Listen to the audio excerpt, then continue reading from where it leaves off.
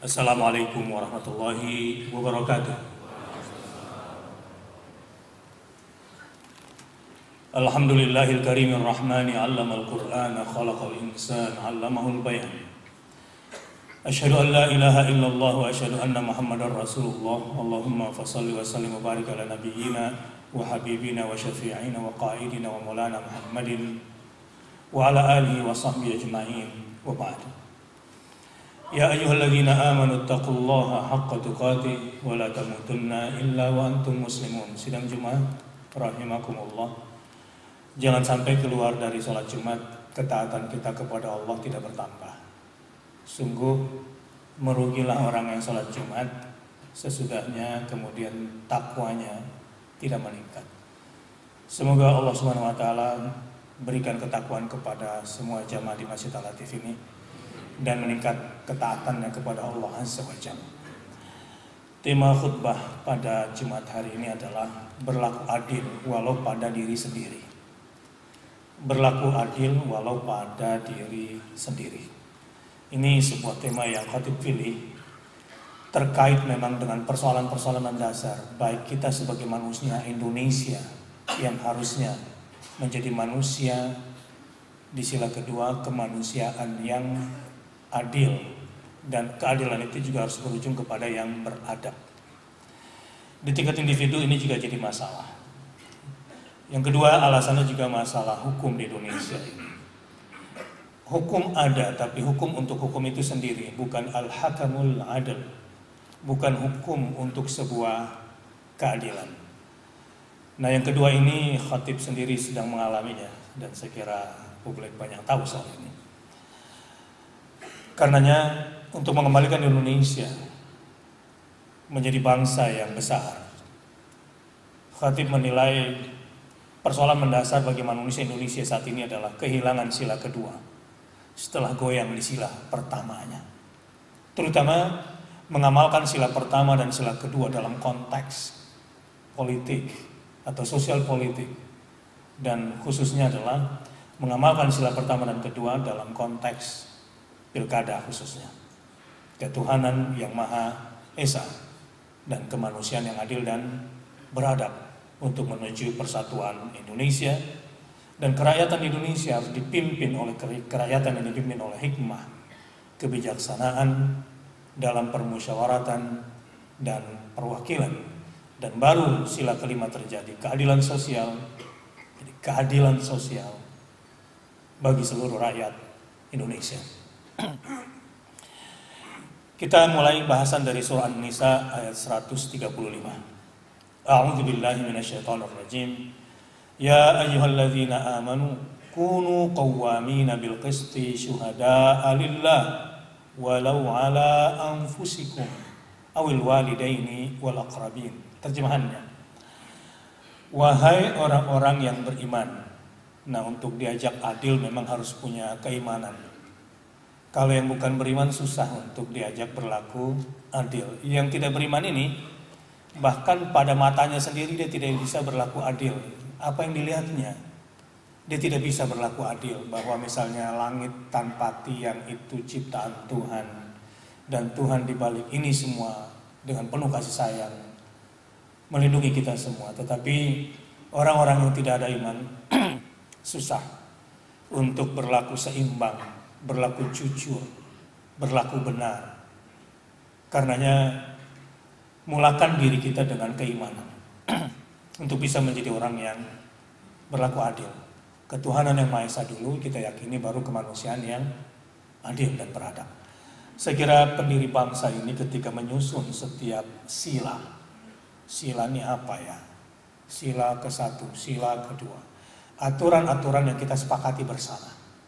Ini sila, kesusilaan lah, kira-kira begitu bahasanya. Yang ini kemudian mulai hancur, di mana keimanan kita saat ini lebih mengikuti rasio-rasio kita. Contoh, seandainya kita hidup di zaman Fir'aun, kira-kira pilih ikut Musa atau ikut Fir'aun? Saya tidak yakin kita ikut Musa, karena yang membangun jalan di Mesir dulu itu adalah Fir'aun, bukan Musa. Yang membangun gedung-gedung dan kesejahteraan secara ekonomi saat itu siapa? Firaun, bukan Musa. Tapi perintah Allah, kalau kita berbicara keimanan, tidak mengikuti rasio kita atau hawa nafsu kita. Yang kita ikuti harus siapa? Musa alaihissalam. Apalagi parahnya lagi, justru Musa ngajaknya ke laut pula tanpa perahu. Manusia-manusia selevel Bani Israel yang sangat materialistik penilaiannya dan dipenuhi hawa nafsu, sulit untuk setia bersama Musa dalam keimanannya. Itu terbukti ketika sudah sampai pinggir laut tanpa perahu dan Firaun di belakang mengejar, mereka kemudian protes kepada Musa. Ini semua gara-gara Musa. Coba kemarin kita kuasa protes sama Firaun, kan kita masih bisa makan. Ini gara-gara Musa nih. Coba kemarin kita nggak ikut Musa, kita masih tetap kerja nih hari ini walaupun susah-susah begini. Walau ada ketidakadilan dari Firaun. Ini gara-gara Musa ngajak ke laut tanpa perahu misalnya. Sidang Jumat rahimakumullah, yang bisa dicapai oleh akal kita, yang disebut benar oleh logika kita, sebetulnya karena dua hal. Ada sebab yang menyebabkan akibat.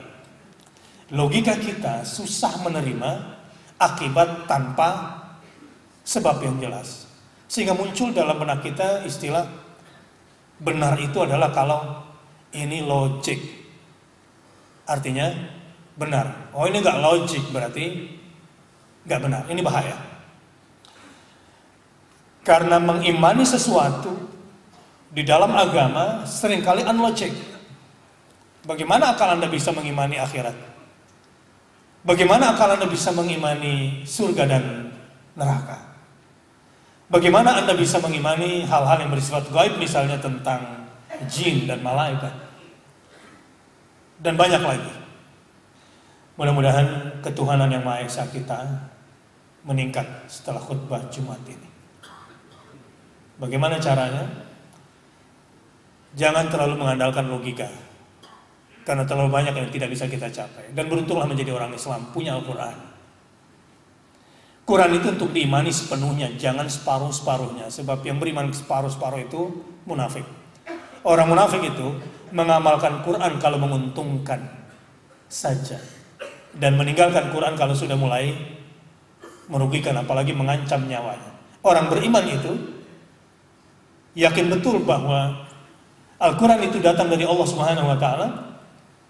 Apapun risikonya dia jalani, karena manfaat dan bahaya itu bukan datang dari manusia, tapi datang dari Allah Subhanahu wa Ta'ala. Orang-orang yang beriman yakin sekali bahwa peristiwa yang terjadi tidaklah seperti yang diberitakan.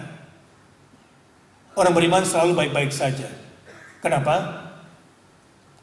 Ma asaba min musibah fa bima kasabat aydikum.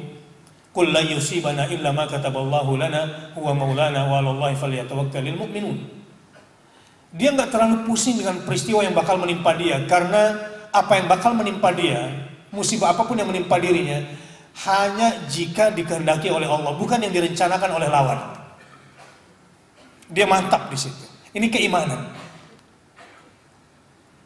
Yang bakal bisa membunuhnya bukanlah peluru itu, bukan pedang itu, tetapi Allah yang mencabut nyawa kita itu dengan izinnya.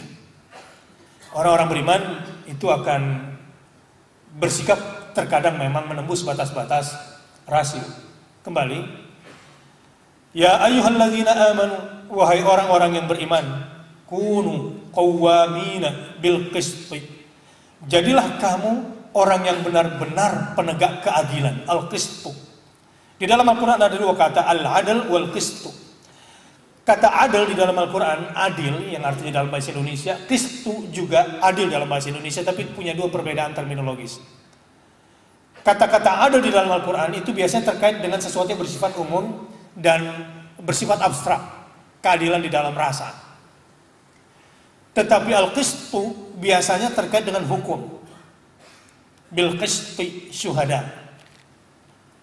Perintah di dalam Islam bukan cuma memiliki rasa adil, rasa berkeadilan, tetapi juga dalam praktek kita harus menjadi orang yang adil. Kepada siapa? Kepada musuh, kepada kawan. Ini menjadi lawyer susah adil kadang-kadang. Lawyer yang adil itu akan membantu kliennya yang salah masuk penjara. Lawyer yang adil itu akan membantu kliennya untuk masuk penjara secara adil. Bukan berjuang membebaskan kliennya yang sudah jelas-jelas bersalah. Tugas lawyer membela orang yang bersalah adalah, kalau prinsip Nabi SAW, unsur akhaka zaliman atau mazluman. Tolonglah saudaramu yang zalim dan tolong pula saudaramu yang dizalimi. Menolong saudara yang dizalimi jelas, tapi bagaimana menolong saudara yang zalim? Bantu dia berhenti berbuat zalim. Bagaimana memulai rasa adil di dalam hati, terutama terkait dengan hukum? Saya masuk ke dalam diri saya yang paling dalam, untuk jujur sepenuhnya, berlaku adil pada diri sendiri. Sebab cemas dan tidak cemas, resah dan tidak resah berkepanjangan dalam hidup ini tergantung diri kita, menyikapi diri kita sendiri. Jangan sampai kita salah tapi mengaku benar. Atau sebaliknya, benar tapi mengaku salah. Itu tidak adil pada diri sendiri. Jadi yang pertama kali saya tanya pada diri saya adalah saya sendiri. Betul nggak saya sudah melakukan praktek yang dituduhkan itu semua? Ketika saya periksa di atas sajadah berdua-dua dengan Allah Subhanahu wa taala dan itu tidak ada di dalam diri saya, Allahu Akbar, selesai. Allah akan lindungi kita. Tapi berapapun uang yang kita keluarkan, berapapun kekuasaan yang kita gunakan, ketika kita sudah melawan keadilan Tuhan, tunggu saatnya kamu pasti akan dibalas akibat perbuatanmu. Sidang Jumaah rahimakumullah. Itu ingin memulai menjadi orang yang adil. Ya, dalam kehidupan sehari-hari sadarlah. Makan ini paling maksimal tuh 2-3 piring lah, itu pun udah terlalu serakah sebetulnya. Pakai baju juga cuma berapa helai. Berjuanglah untuk menjadi orang kaya raya, tapi jangan untuk diri sendiri. Distribusikan kekayaan itu seluas-luasnya. Sidang Jumaah rahimakumullah. Kepada siapa kita bersaksi untuk menjadi orang adil? Syuhada lillah. Jadilah orang adil yang bersaksi dan kesaksianmu di hadapan Allah Subhanahu wa taala. Minta Allah yang menjadi saksi atas keadilan dirimu. Misalnya terhadap istri, seringkali suami-suami ini zalim dan kadang sudah jelas-jelas salah, malu atau sombong untuk meminta maaf sebelum Allah yang menyiksa kita, yang membalas kita terhadap orang yang sudah mencintai kita dan orang yang sudah setia pada kita dan orang yang telah merawat anak-anak kita, maka berlaku adillah. Tapi itu semua kita lakukan karena Allah Subhanahu wa taala, bukan karena hawa nafsu. Walau ala anfusikum awil walidaini wal aqrabin iyakun ghaniyan aw faqiran fallahu aula bihima. Berlaku adillah karena Allah Subhanahu wa taala walau atas dirimu sendiri atau atas ayahmu atau atas ibumu atau atas orang kaya atau atas orang miskin. Karena Allah akan melakukan itu semua. Sidang Jumaah rahimakumullah. Biasanya kita ini bijak kalau ke sini. Kalau ke sana tidak bijak. Jadi ada istilah bijaksana dan bijak sini. Kita tuh berlaku adil kalau untuk kepentingan diri kita sendiri. Dan ini memang prioritas penegakan keadilan pada diri sendiri kita. Yang kedua, berlaku adil kepada kedua orang tua, ibu dan bapak. Andai kita menjadi penegak hukum sulit mengambil keputusan jika yang bersalah adalah bapak kita atau ibu kita. Atau sulit mengambil keputusan hukum secara adil jika kita hadapi ini karena kekayaannya atau karena kemiskinannya. Tidak boleh. Kalau memang si kaya yang benar tetapkan dia sebagai orang yang benar dan si miskin sebagai yang salah. Begitu juga sebaliknya, jangan sampai hawa nafsumu membuat kamu tidak bisa berlaku adil kepada si kaya dan kepada si miskin. Ini levelingnya di dalam Al-Quran, di dalam surah Nisa 135 yang seringkali keadilan kita menjadi kacau. Apa yang menjadi barometer dalam mengambil keputusan dalam segala hal adalah fallahu aula bihima. Standar Allah, penilaian Allah lebih penting daripada penilaian dirimu, bapakmu, ibumu, si kaya atau si miskin. Standarnya adalah penilaian Allah Subhanahu wa taala. Kembali kepada konteks kekinian dan kesaatinian kita di Indonesia, khususnya di Jakarta. Sidang Jumat rahimakumullah. 50% aset Indonesia dikuasai oleh 1% orang Indonesia. 70% aset Indonesia dikuasai oleh hanya 2% orang Indonesia. Bedanya dengan Thailand, memang ada juga ketimpangan. Tetapi 90% yang tidak menguasai ekonomi itu Buddha, dan 10% yang menguasai ekonominya juga adalah Buddha juga. Nah, di Indonesia timpang. Dari 1% yang menguasai ekonomi di Indonesia ini, ya mungkin dari 1% maksud saya, yang menguasai ekonomi 50% aset Indonesia ini, ya 90%-nya non muslim, 10%-nya adalah muslim. Kita harus berlaku adil dulu pada diri sendiri. Apa yang menyebabkan ini semua? Adalah diri kita sendiri tentunya. Mentalitas wirausaha, mentalitas juang kita yang lemah, ditambah mungkin keberpihakan hukum di Indonesia dan seterusnya. Namun jika kita ingin memperbaiki situasi kita, Indonesia kita, Jakarta kita, maka berlaku adillah pada dirimu, dan berlaku adillah pada Indonesiamu, dan berlaku adillah pada Jakartamu. Lepaskan sekat-sekat yang membuat kamu tidak bisa berlaku adil. Nah, pertanyaannya adalah, standar siapa yang harus saya gunakan untuk berlaku adil? Kenapa umat Islam di Jakarta ini pecah? Sementara gereja kompak membiayai orang-orang yang diutusnya. Masjid pecah belah. Pemilih non-muslim kompak. Hampir 100%. Yang muslimnya pecah. Mungkin sebagian pengikut Musa atau pengikut Firaun juga barangkali dalam menilai sesuatu. Makanya saya suka bercanda sama anak muda. Kalau lu hidup di zaman Nabi Musa, kira-kira lu ikut siapa? Ikut Musa? Gak percaya gue.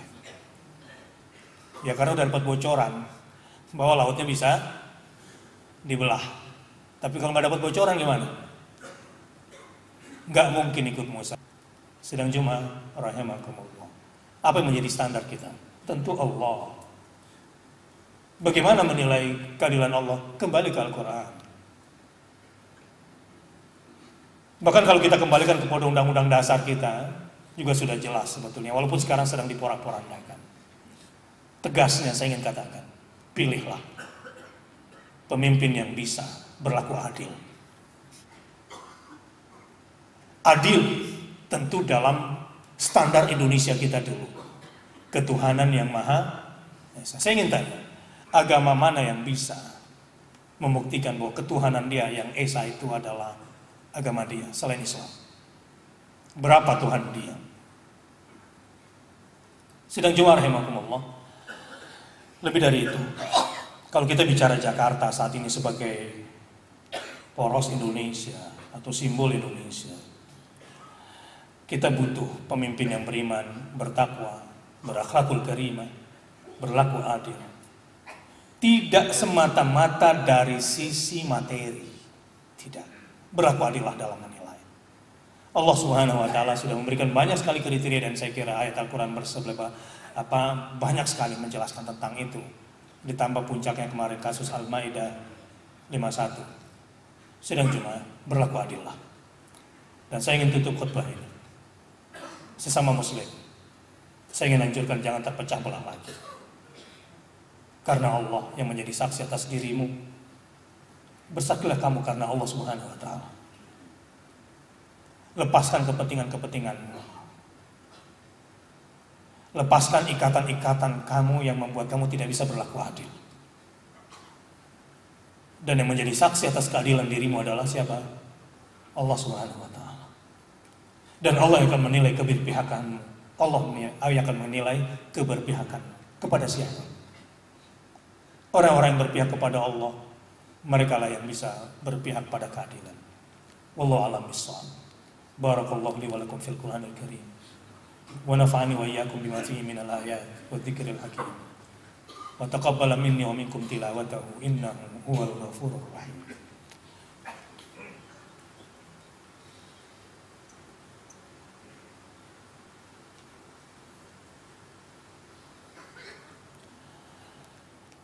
Innal hamdalillah nahmaduhu wa nasta'inuhu wa nastaghfiruh wa na'udzu billahi min shururi anfusina wa min sayyiati a'malina. May yahdihillahu fala mudilla lahu wa may yudlilhu fala hadiya lahu. Asyhadu an la ilaha illallah wa asyhadu anna Muhammadar Rasulullah. Sidang Jumat rahimakumullah. Hanya orang-orang munafik yang memilih pemimpin-pemimpin yang kafir. Hanya orang-orang munafik dalam bahasa Al-Quran yang memilih pemimpin-pemimpin yang kafir. Sekali lagi saya ingin tegaskan, hanya orang-orang munafik yang memilih pemimpin-pemimpin yang kafir. Innallaha malaikatahu yusholluna 'alan nabi. Ya ayyuhalladzina amanu shallu 'alaihi. Wahai pengikut Muhammad, setialah pada Muhammad sallallahu alaihi wasallam. Wahai pengikut Muhammad, setialah kepada Muhammad sallallahu alaihi wasallam. Wahai pengikut Muhammad sallallahu alaihi wasallam, sallu 'alan nabi. Khatib sedang tidak berkampanye untuk kepentingan politik apapun, demi Allah, karena Islam. Karena Islam yang kita cintai, karena ingin setia bersama Nabi Muhammad sallallahu alaihi wasallam. Dan biarlah Allah yang Maha menilai rasa adil kita. Karena keadilan kita hanya ingin dinilai oleh Allah Subhanahu wa Ta'ala saja. Hargai perjuangan para pahlawan. Siapa yang membuat Jakarta yang sebetulnya menjadi Jakarta dan menjadi muslim saat ini? Pelajari sejarah Jakarta dengan baik. Innallaha malaikatahu yusholluna 'alan nabi ya ayyuhalladzina amanu shallu 'alaihi wa sallimu taslima wa 'ala sahabati ajma'in wa 'ala tabi'in wa tabi'it tabi'ina lahum bi ihsan ila yaumiddin warhamna ma'hum bi rahmatika ya arhamar rahimin. Allahumma ighfir lil muslimina wal muslimat wal mu'minina wal mu'minat al ahya' minhum wal amwat innaka sami'un qaribun mujibud da'wat fa ya qadiyal hajat. Allahumma a'izzal islam wal muslimin. Allahumma a'izzal islam wal muslimin.